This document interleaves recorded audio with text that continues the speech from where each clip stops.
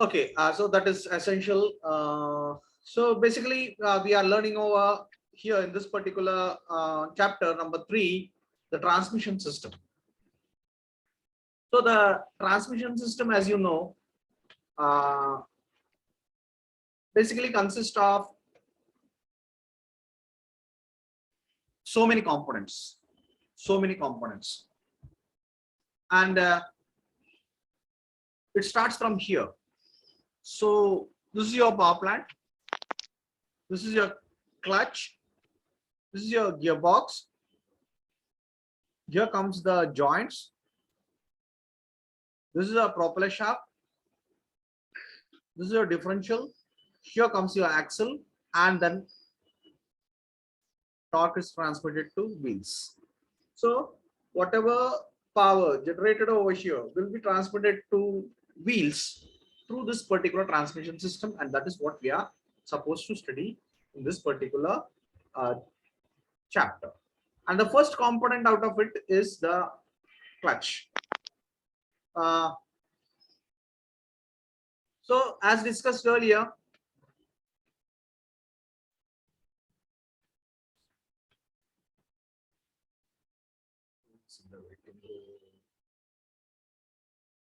okay.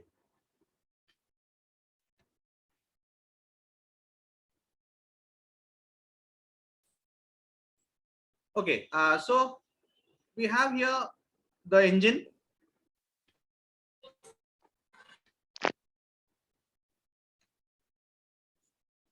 This is your engine, and as we discussed in the previous lecture, we have here one component what we call as a flywheel, and the flywheel is connected to crankshaft, which means whenever the shaft rotates, crankshaft rotates, the flywheel also starts rotating.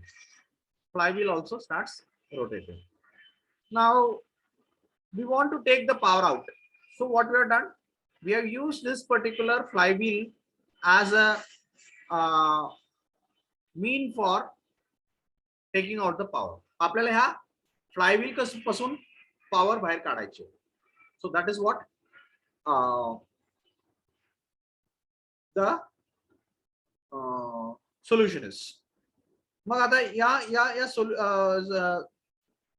Shaft पासून या flywheel पासून जर power आपल्याला बाहेर काढायचं असेल तर मग ती कशी काढणार? So then we used one component what we use as a clutch, and clutch work on the principle of friction. So let us see the principle of friction. So all these things we have discussed yesterday. Requirements of the clutch, I think we have discussed. Have we discussed the requirements of the clutch? Can somebody confirm?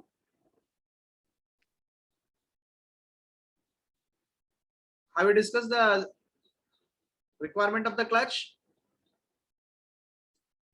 I hope you have discussed. Okay. Why nobody is responding? I cannot understand. Is there any problem with somebody can unmute and somebody? Okay, chat is there. The chat they are confirming. Okay, doesn't matter. See this. How the setting of this, all these things I don't know this.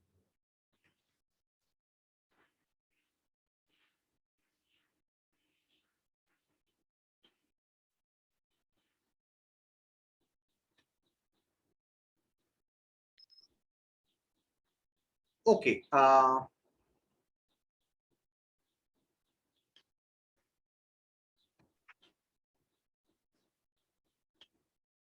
So this creates a problem because I have to always watch on the waiting room and admit them whenever they are billing for. So if you're not coming in time, this becomes a problem.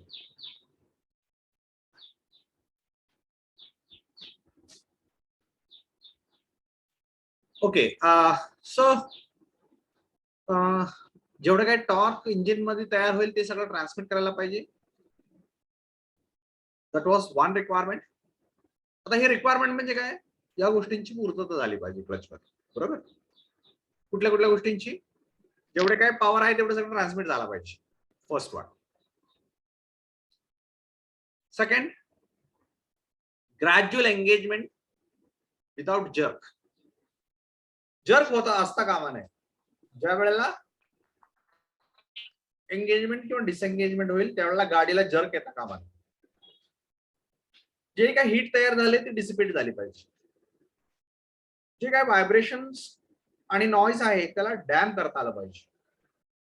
तुमचा rotary part असल्यामुळे त्याला dynamically balanced पाहिजे पूर्णपणे.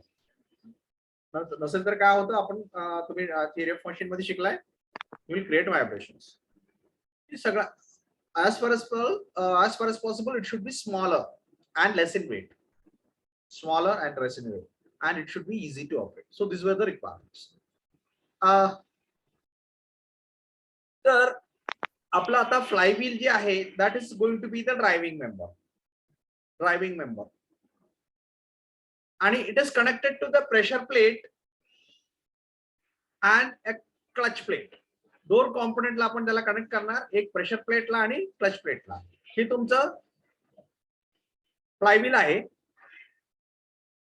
हे तुमचं clutch plate आहे, आणि इथं प्रेशर प्लेट आणि स्प्रिंगची असेंब्ली इथं आहे, कव्हरची असेंब्ली आहे. बरोबर.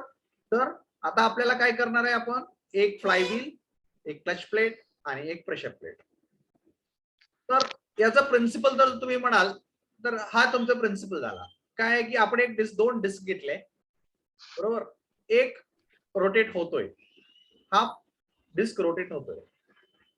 आता हा डिस्क जर रोटेट होत असेल आणि आपण दुसरा डिस्क आणला आणि त्याला कॉन्टॅक्ट केलं तर दुसरा सुद्धा हळूहळू रोटेट व्हायला चालू होईल. So this is happening due to the principle of friction. म्हणजे या दोघांच्या फ्रिक्शनमुळं काय होतंय, पहिल्याचं जी टॉर्क आहे that gets transmitted to the second, and the second disc also starts rotating. So now your first disc becomes input shaft and the second shaft becomes disc becomes output shaft. Okay, if they are connected to shafts like this. बरोबर. आता म्हणजेच काय, तर आपल्याला ही जी आहे, ही जी पहिली disk आहे ती आपली, ती तुमची फ्लायव्हील आहे, ही फ्लायव्हील आहे. ही दुसरी डिस्क आहे ती आपल्याला प्रेशर प्लेट आहे, आणि एक तिसरी डिस्क पण आपण इथे घेतली का, आपल्याला या दोघांना कॉन्टॅक्ट मध्ये आणायचं आहे आणि नको त्या वेळेला कॉन्टॅक्ट मधून बाहेर काढायचं आहे. मग आपण काय केले, एक तिसरी डिस्क त्याला नाव दिलं प्रेशर प्लेट. तर ही पहिली डिस्क झाली फ्लायव्हील, ती आजो ऑलरेडी कनेक्टेड आहे इंजिनला. दुसरी डिस्क आहे ती क्लच प्लेट आहे, आणि तिसरी डिस्क आहे ती प्रेशर प्लेट आहे. बरोबर. तर आपण आता आउटपुट शाफ्ट कुठे कनेक्ट केला, क्लच प्लेटला कनेक्ट केला. म्हणजे पॉवर कुठून येणार, पॉवर इंजिन कडून येणार, कशाला, तुमच्या फ्लायव्हीलला. फ्लायव्हील मधून ती कुठे जाणार, क्लच प्लेटला, आणि क्लच प्लेट मधून कुठे जाणार, आउटपुट शाफ्टला. तर तुमचा पॉवर फ्लो कसा असणार आहे, from crankshaft to flywheel, from flywheel to clutch plate, and clutch plate to output shaft. आणि याला ऑपरेट करण्यासाठी आपण एक तिसरी इथं एक प्लेट ठेवली, त्याचं नाव आहे प्रेशर प्लेट. तर नावाप्रमाणे त्याचं काम काय आहे, to press the clutch plate,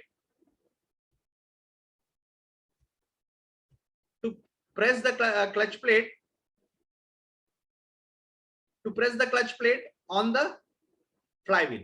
कशासाठी, कारण आपल्याला माहिती आहे याच्यामधून पॉवर ट्रान्समिट होणार आहे, बरोबर. आणि त्याच्यासाठी आपल्याला काय करावं लागणार आहे, इथं ही कॉन्टॅक्ट मध्ये ठेवावं लागणार आहे.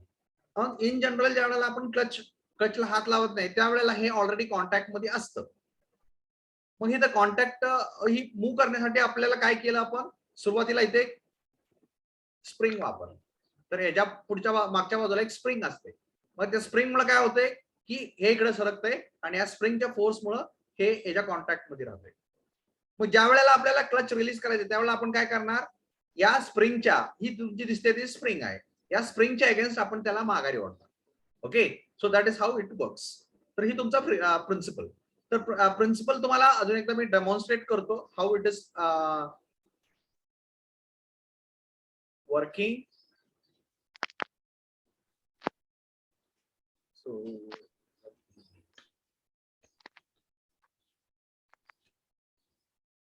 okay, you can see this video to understand the clutch, working of a clutch.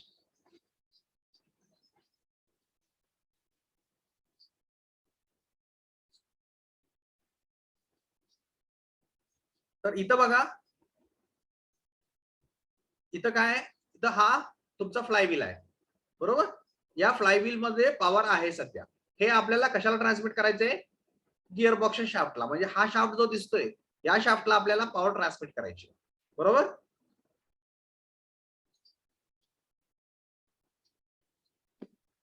ही झालं तुमचं, ही शाफ्ट आहे, या शाफ्टचं क्रँकशाफ्ट आहे, ही फ्लायव्हील आहे. याच्यामधून हा क्लच असेंब्ली आहे आणि क्लच मधून आपल्याला सॉरी क्लच मधून आपल्याला ही बाहेर काढायचं आहे,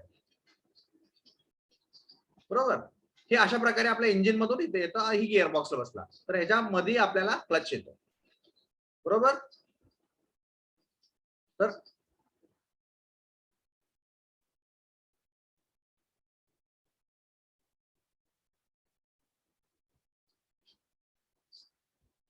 तर इथं काय, ही इंजिन आहे, हा फ्लायव्हील, आणि या फ्लायव्हील ते आपण आता काय बसवलंय, ही क्लच बसवलाय, बरोबर.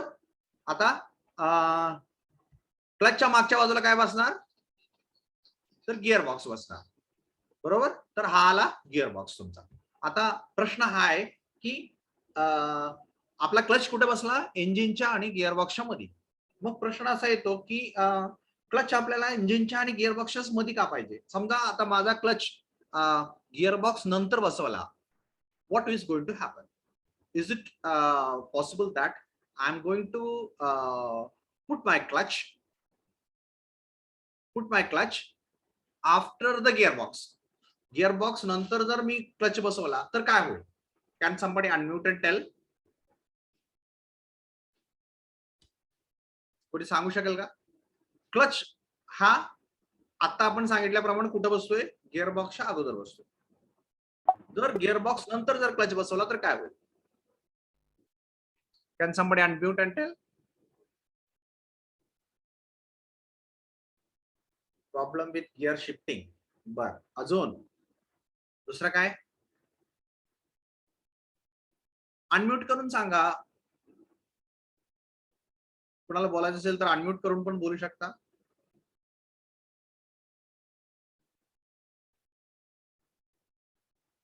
I started recording.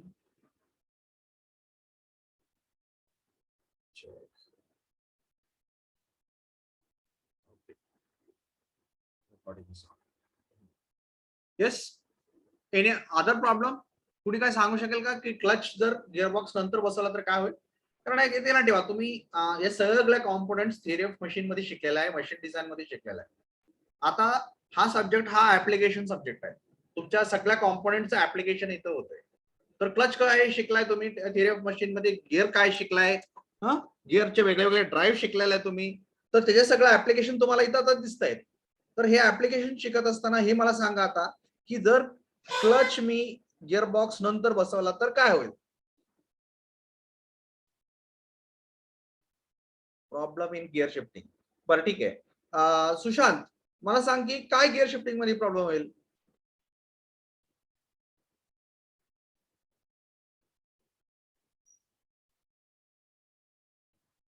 What will be the problem? See, basically काय, ठीक आहे, त्याचं उत्तर तुम्हाला इथं मिळेलच. ओके, तर हा engine, clutch, gear box, propeller shaft, इथं डिफरन्शियल आलं, हे रिअर ऍक्सेल आलं आणि हे व्हील्स आलं. हे सगळे कॉम्पोनंट आपण या इथं शिकणार आहे, बरोबर. तर आता आपण काय केलं, ही तर ही अशा प्रकारे पॉवर येते. पॉवर कुठून आली? शाफ्ट मधून आली, क्लच मध्ये, क्लच मधून ती बाहेर आली या शाफ्ट मध्ये, आणि शाफ्ट मधून गिअर बॉक्स मध्ये गेले. गिअर बॉक्स मध्ये टॉर्क व्हेरिएशन होतं, जेवढा पाहिजे त्या प्रमाणात आपल्याला टॉर्क कमी किंवा जास्त केलं जातं आणि ते पुढे जातं. ओके, तर इथे एरोने दाखवले तुम्हाला अशा प्रकारे तुम्हाला वेगळ्या वेगळ्या गिअर ज्या वेळेला शिफ्ट होतात त्यावेळेला तुमचे टॉर्क व्हेरिएशन होत आहे. बरोबर, अगोदर हा असा दाखवला होता आणि आता ही असा दाखवलाय. ओके, तर वेगवेगळ्या प्रकारे म्हणजे टॉर्क व्हेरिएशन होऊन आपल्याला you won't be able to change the gear. Good. Okay, so ही बघा, हा डायरेक्ट ड्राईव्ह आहे. बरोबर, अशा वेगळ्या वेगळ्या गिअर असणार. तर हा झाला तुमचा क्लच, हा त्यातला क्लच. तर आपल्याला ही काय आहे की आपण ही कशासाठी वापरतोय, कनेक्ट आणि डिस्कनेक्ट करण्यासाठी. आपण सुरुवातीलाच म्हणालो कनेक्ट आणि डिस्कनेक्ट.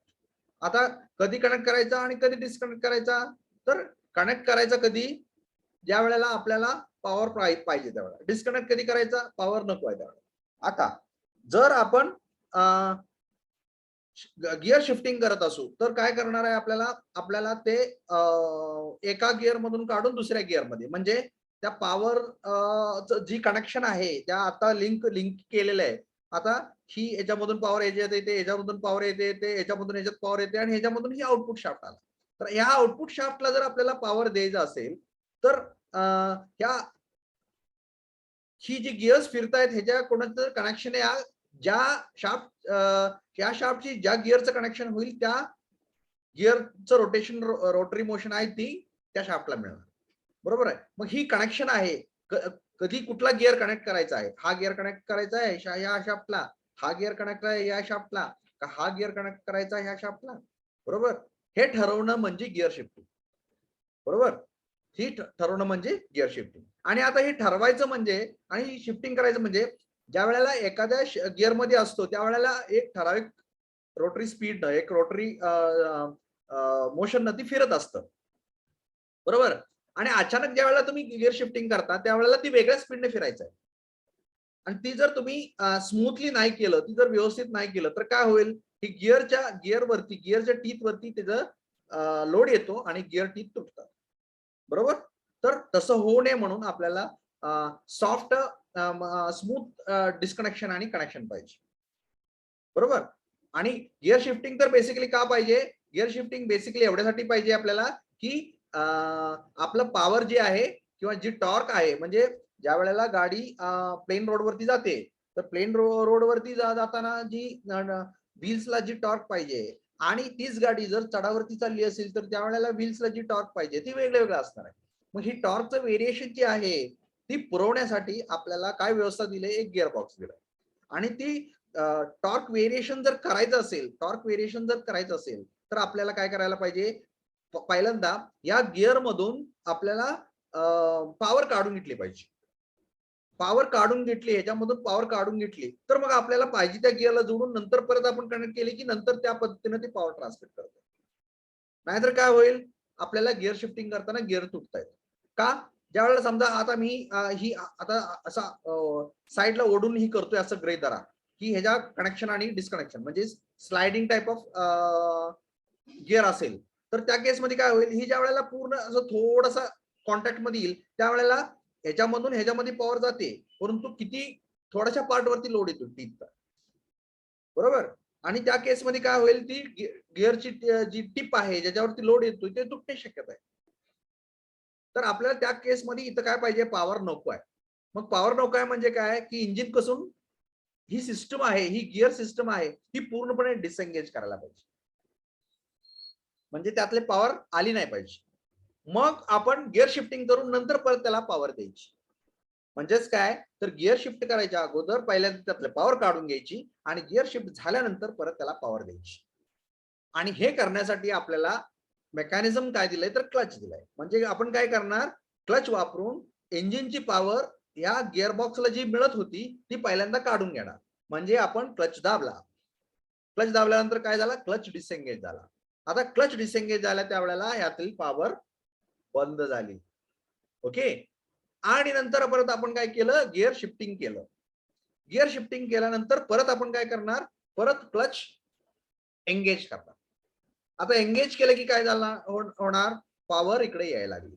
म्हणजे आता पूर्वी जो गिअर होता त्याच्याऐवजी आता दुसरा जो गिअर आहे त्याच्या हिशोबाने पॉवर ट्रान्सफर होतो. बरोबर, आणि ह्याच्यासाठी म्हणजे हे फॅसिलिटेट करण्यासाठी ही गोष्ट होण्यासाठी हे बघा इथं तुम्हाला तेच दाखवलं इथं. तर त्यामध्ये काय असतं, इथे एक क्लच प्लेट नावाची आपल्याला कॉम्पोनंट वापरायला लागते. बरोबर, ही क्लच प्लेट आहे. या क्लच मध्ये प्लेट मध्ये काय आपल्याला एक फ्लायव्हील आहे, त्या फ्लायव्हील मधून पॉवर काढून क्लच प्लेटला घ्यायचे. तर मग आपण फ्रिक्शन तयार करणार. बरोबर, आता फ्रिक्शन व्हायचं असेल तर फ्रिक्शनल मटेरियल पाहिजे. तर ही तुमचं फ्रिक्शनल मटेरियल झालं. बरोबर, इथं जी फ्रिक्शनल मटेरियल आहे या फ्रिक्शनल मटेरियलच्या हिशोबानं तुम्हाला तुमचं जी पॉवर ट्रान्समिशन होणार आहे ती या फ्रिक्शनल मटेरियल थ्रू, म्हणजे इथं समजा हा डिस्क आहे फ्लायव्हीलचा, तर या फ्लायव्हीलच्या डिस्क मधून पॉवर कुठे येणार, या frictional material through clutch plate मध्ये येणार. बरोबर, आता या क्लच प्लेट मधून पुढे ती शाफ्टला जायला पाहिजे. मग आपल्याला काय करायला पाहिजे, इथं शाफ्ट कनेक्ट करायला पाहिजे. त्यासाठी काय केलं, इथे एक हब दिला, इथे एक डिस्क दिला. बरं सॉरी, हब दिला. या डिस्कला एक हब जोडलाय आणि या हब मध्ये तुम्हाला दिसेल की इंटरनल टीथ आहे. इंटरनल टीथ आहे. मग आपण काय करणार, ही इंटरनल टीथ कशासाठी दिलेत, कारण आपण जी काही पॉवर ट्रान्समिट करणार आहे ती एका शाफ्टला करणार आहे. कुठल्या शाफ्टला, ज्याच्यावरती आपल्याला एक्सटर्नल टीथ असतील. मग ती एक्सटर्नल टीथ असलेली शाफ्ट आहे ती ज्या वेळेला या हब मध्ये घुसेल त्या केसमध्ये ज्या वेळेला क्लच फिरेल त्यावेळेला तो शाफ्ट पण फिरेल. कारण the clutch plate is coupled with the shaft with the help of this internal and external teeth arrangement. तर ती तुम्हाला आता दिसते बघा.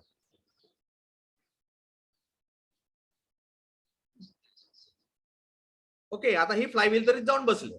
बरोबर, आता ही फ्लायव्हील आहे, या फ्लायव्हील वरती हा क्लच प्लेट आता जाऊन बसला.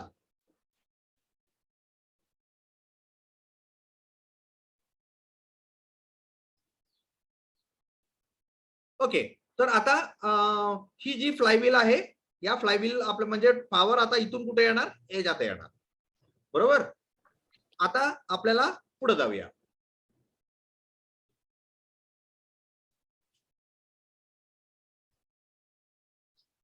आता आपल्याला हा कॉन्टॅक्ट मध्ये आणण्यासाठी दाबायला पाहिजे त्याच्यावरती. बरोबर, तर ती कॉन्टॅक्ट मध्ये येईल आणि ही झाली तुमची आउटपुट शाफ्ट, ही याच्यामध्ये बसली येतात. आता ज्या वेळेला हे याच्या कॉन्टॅक्ट मध्ये आहे त्यावेळेला हे फिरलं की हे फिरणार, हे फिरलं की शाफ्ट फिरणार. आता तुमची पॉवर ट्रान्समिट होऊ शकते. बरोबर, अशा प्रकारे तुमचं. मग आता ह्यासाठी फोर्स देण्यासाठी काहीतरी आपल्याला इथं व्यवस्था करायला पाहिजे. मग त्यासाठी आपण काय केले, ह्यासाठी इथे एक प्रेशर प्लेट आपल्याला लागेल, एक प्लेट अजून जे ह्याला दाबते. तर ही झाली तुमची प्रेशर प्लेट. बरोबर, आणि ही त्याचा कव्हर आहे आणि ह्याच्या आतमध्ये इथं स्प्रिंग बसवल्यात. ओके, मग ज्या वेळेला अशा प्रकारे आपण प्रेशर प्लेटनं त्या क्लच प्लेटला दाबेल त्यावेळेला पॉवर ट्रान्समिट होईल आणि तुमचे power from the engine will get transmitted to the wheels for as per our requirement. तर अशासाठी वेगळ्या वेगळ्या प्रकारचे स्प्रिंग वापरू शकतात. कॉइल स्प्रिंग वापरू शकतात, डायफ्राम स्प्रिंग वापरू शकतात. इथं जी दिसली ती तुम्हाला ही डायफ्राम स्प्रिंग आहे. तर डायफ्राम स्प्रिंग का वापरायची आपण ते नंतर बघू. आता फक्त ही कसं वर्क होतंय ते बघतोय. ओके, तर ही कुठं बसणार, कव्हरच्या आणि. ओके, तर इथं तुम्हाला क्रॉस सेक्शन दिसतंय बघा, क्रॉस सेक्शन दिसतंय. इथं काय, हा काय, हा फ्लायव्हील आहे. ही काय, क्लच प्लेट आहे. ही क्लच प्लेट नंतर ही ग्रीन दिसतंय, ही काय, प्रेशर प्लेट आहे. आणि प्रेशर प्लेटच्या बाहेर ही निळं दिसतंय, ही काय, स्प्रिंग आहे. आणि म्हणजे आणि इथं जी आहे ती कव्हर आहे. ही कव्हरचं फंक्शन काय आहे, सगळ्यांना एकत्र धरून ठेवणं, असेंबल करणं. बरोबर, एका ठिकाणी धरून ठेवणं. ही झाली तुमची आउटपुट शाफ्ट. ही आउटपुट शाफ्ट कुठं बसले, या क्लच प्लेटच्या हब मध्ये बसले. म्हणजे ज्या वेळेला फ्लायव्हील रोटेट होईल त्यावेळेला या फ्लायव्हीलचं आणि क्लच प्लेटचं फ्रिक्शन मटेरियल मुळे फ्रिक्शन होईल आणि या फ्रिक्शन मुळे इथून पॉवर इकडे ट्रान्समिट होईल. बरोबर, आता इथून पॉवर इकडे ट्रान्समिट झाली की क्लच प्लेट फिरली, तर ज्या वेळेला क्लच प्लेट फिरते त्यावेळेला क्लच प्लेटचा हब सुद्धा फिरतोय. हब फिरला की शाफ्ट सुद्धा फिरतोय. पण हे करण्यासाठी काय करावं लागलं आपल्याला, या क्लच प्लेटला जॅम करावं लागलं, म्हणजे कॉन्टॅक्ट मध्ये आणावं लागलं.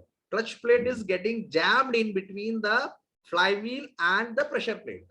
मग त्यासाठी प्रेशर प्लेटवर आपल्याला प्रेशर द्यायला पाहिजे. मग प्रेशर प्लेटवर प्रेशर देण्यासाठी आपल्याला इथं स्प्रिंग लावली. आणि ती स्प्रिंग जागेवर धरण्यासाठी, टेन्शन कंडिशन मध्ये जागेवर धरण्यासाठी आपल्याला इथं कव्हर असेंबली द्यावं लागेल.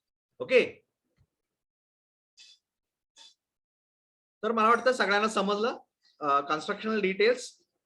ओके, तर ही प्रेशर प्लेट आहे, निळे दिसते ते प्रेशर प्लेट, ही निळे आहे ती स्प्रिंग आहे, ग्रीन आहे ते प्रेशर प्लेट आहे, ही ब्लॅक दिसते ही क्लच प्लेट आहे.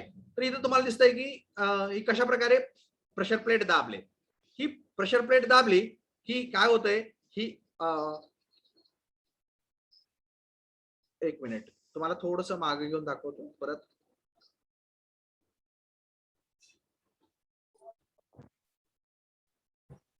इथं बघायचं, इथं काय होतंय बघायचं.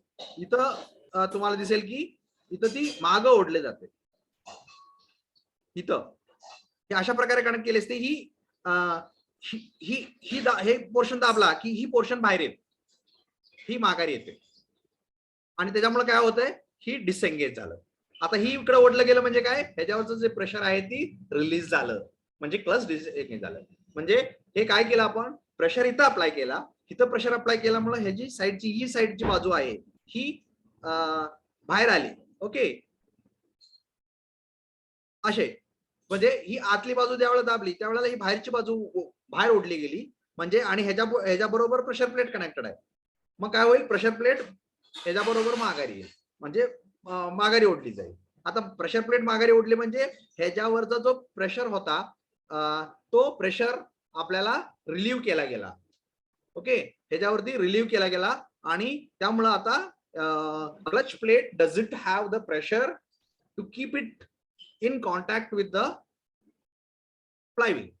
त्याच्यामुळे इथून याला जी पॉवर ट्रान्समिशन व्हायचं होतं ती बंद झालं. That means the clutch is disengage, clutch is disengage. ते आता तुम्ही इथं बघा,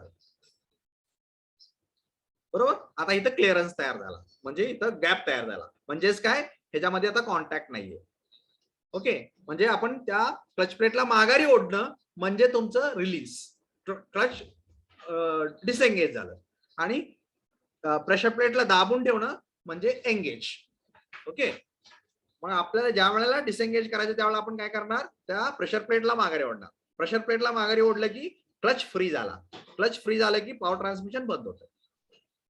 तर ही झाली तुमची क्लच प्लेटची असेंब्ली कशी असते बघा. तर क्लच प्लेट तुम्हाला दाखवले, ही झाली तुमचं क्लच प्लेट. तर क्लच प्लेट मध्ये काय, मगाशी जसं म्हणाल तसं बाहेर ही फ्रिक्शनल मटेरियल आहे. ह्याचं फंक्शन काय, फ्रिक्शन, फ्लायव्हीलची फ्रिक्शन तयार करून त्यातली पॉवर इकडं घेणं. ओके, आणि हे करत असताना आपलं अजून पण दुसऱ्या पण फंक्शन्स म्हणालो होतो की engage and disengage smoothly without any jerk. आता ही कोण करणार, तर ती करण्यासाठी इथं आपल्याला क्लच प्लेट मध्येच काही स्प्रिंगा दिलेल्या आहेत. ओके, इथं स्प्रिंग्स दिलेले आहेत, कॉइल स्प्रिंग्स दिलेले आहेत. ओके, डॅम्पिंग स्प्रिंग्स दिलेले आहेत. तर ह्याचं कसं फंक्शनिंग होतंय बघा. आता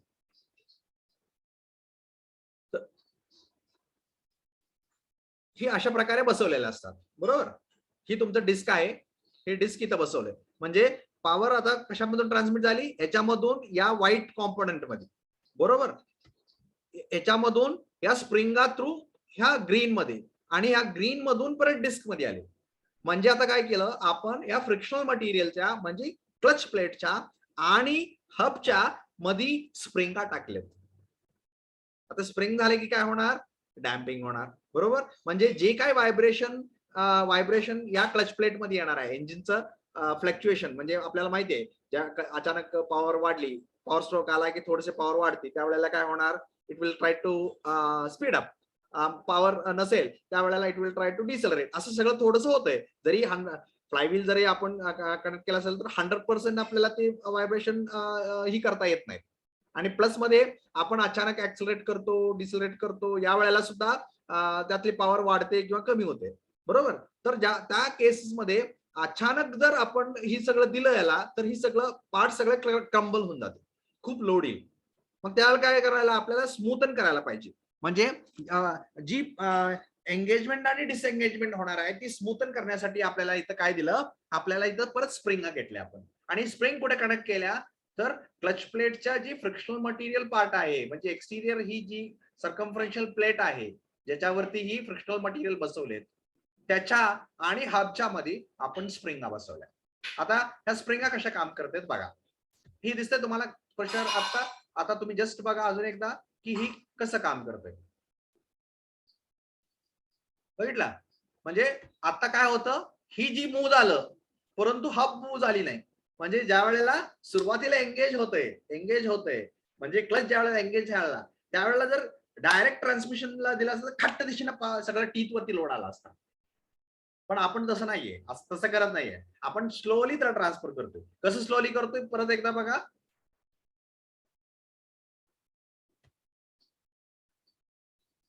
बघितलं बाहेरचं फिरतंय परंतु आतलं फिरतच नाहीये.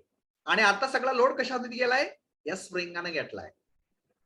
या स्प्रिंग म्हणजे सुरुवातीला पॉवर ज्या वेळेला देते त्यावेळेला पॉवर जी ट्रान्समिट होते ती स्प्रिंगला होते आणि स्प्रिंग कॉम्प्रेस होते आणि नंतर परत हबला जाते. म्हणजे ह्याच्यामध्ये छोटे मोठे जी काही व्हेरिएशन असतील ती या स्प्रिंग मुळे काय म्हणते ते डॅम्प होऊन जातात व्हायब्रेशन्स. आणि याला मिळणारं जी रोटरी मोशन आहे हे युनिफॉर्म होतं. म्हणजे this is the provision for damping the vibrations and what we have discussed in our requirements. क्लचच्या रिक्वायरमेंट्स मध्ये आपण म्हणालो होतो की there should be a provision for damping the vibrations. तर इकडून जी व्हायब्रेशन इंजिन कडून येत आहेत ते आपल्याला डॅम्प करण्यासाठी इथं काय आपण दिलं, इथे एक स्प्रिंग दिली. अजून एकदा बघा ती कसं वर्क होतंय. सो यू कॅन सी सुरुवातीला ज्या वेळेला क्लच एंगेज झाला त्यावेळेला हे बघा काय झालं, ही फिरलं किंवा ज्या वेळेला डिसएंगेज झालं त्यावेळेला काय होतंय. असं अशा प्रकारे एंगेज आणि डिसएंगेज मुळे ही कधी होणार, ही स्प्रिंगच्या हेल्पनं ती स्मूथ आउट होणार.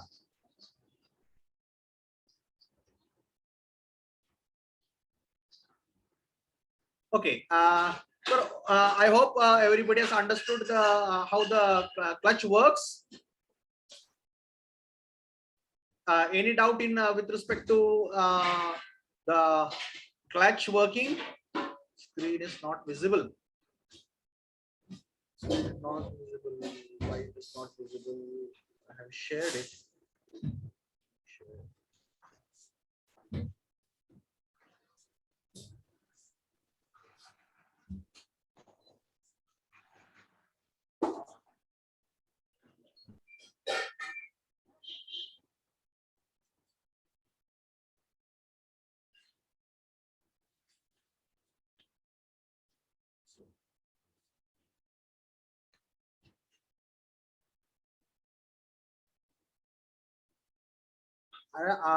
जे काय बोलायचं ते जरा कोणीतरी अनम्यूट करून बोलत चाला ना, म्हणजे माझ्या लक्षात येतं. तुम्ही कोणच मला चॅट करत राहिला तर मी चॅटकडे बघणार कधी आणि मला लक्षात येणार कधी. तुम्हाला व्हिडिओ दिसत नाही का, माझी स्क्रीनच दिसत नाहीये. Hello, screen is not visible. Tell me. काहीच दिसत नाही सर. काहीच दिसत नाहीये. ओके,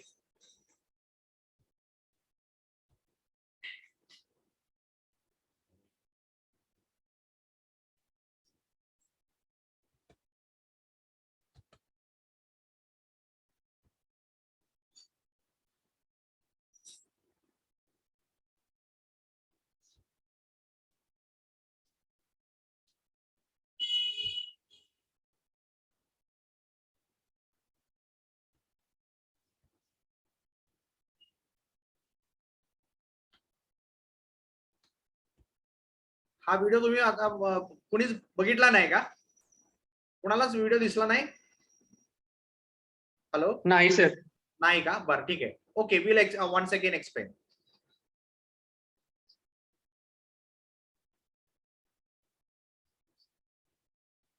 आता दिसतोय? आता दिसतोय का व्हिडिओ? No sir. हा, अजून पण नाही दिसत? नाही. नाही hello sir. Sir. Okay okay, आता नाही दिसत. आता दिसतोय का? नाही सर. नाही. नाही. काय भानगड आहे.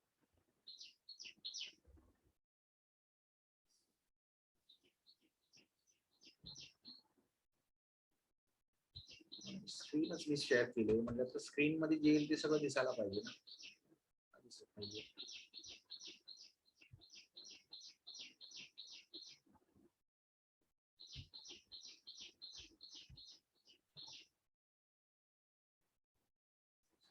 आता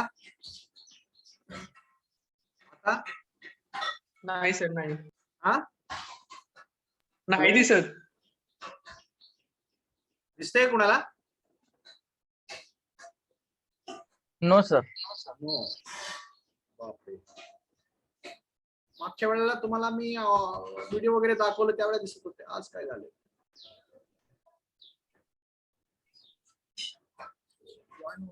काही कारण नाहीये.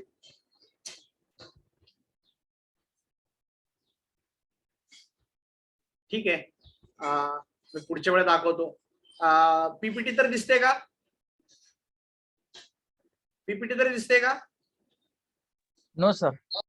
नो, दिसत नाहीये पीपीटी. नाही सर. अरे बापरे.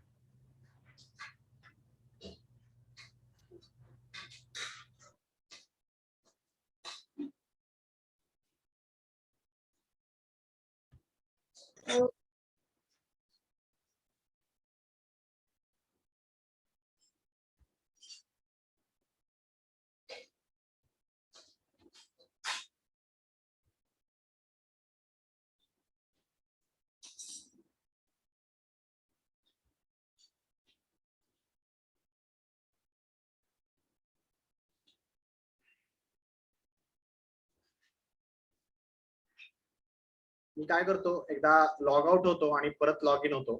तुम्ही लॉग इन राहा सगळ्यांनी.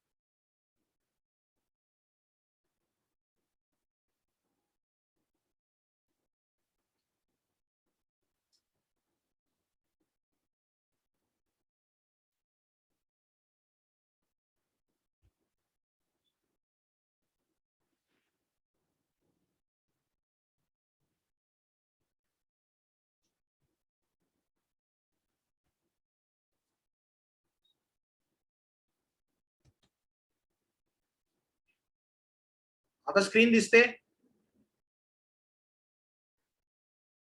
आता स्क्रीन दिसते का सगळ्यांना? No sir. येस. आता दिसते का? युअर स्क्रीन शेअरिंग मला येते. No sir no. नो, अजून पण दिसत नाहीये.